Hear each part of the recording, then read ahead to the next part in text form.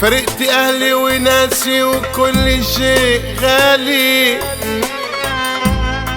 وقلت اسافر يمكن يتصلح حالي، ولا انا ابني غير غربتي وفرقتي الاحباب.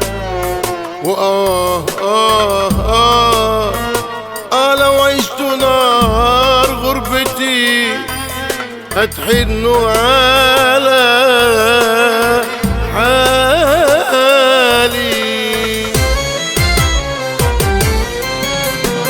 لإمتى هفضل متغرب وبعيد عن الهم يقرب؟ تعبت من كتر الغربة والاسم سافر ويتغرب.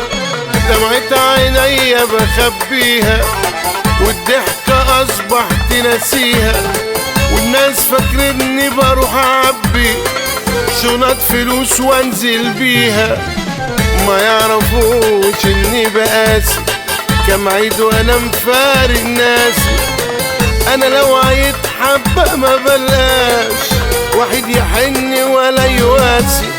الهدمة بإيدي اغسلها وكل حاجة أنا بعملها بعد ما كنت باكل وارمي اللقمة لما تفيد اشيلها.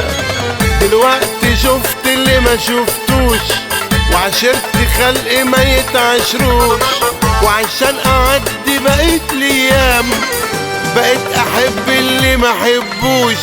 حتى اللي كنت انا برضيهم من جيب اطلع واديهم، لحد بص على ولادي ولا جيب في مرة سأل فيهم.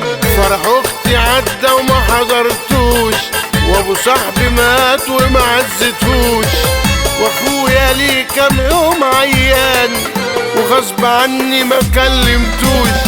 الناس مش عارفة وبتألف ويقولوا جايب ومكلف.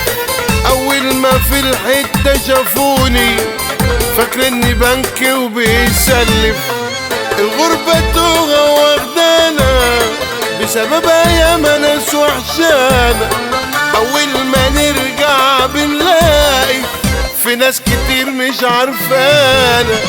يا رب انت سند ومعين تقوي كل المغتربين.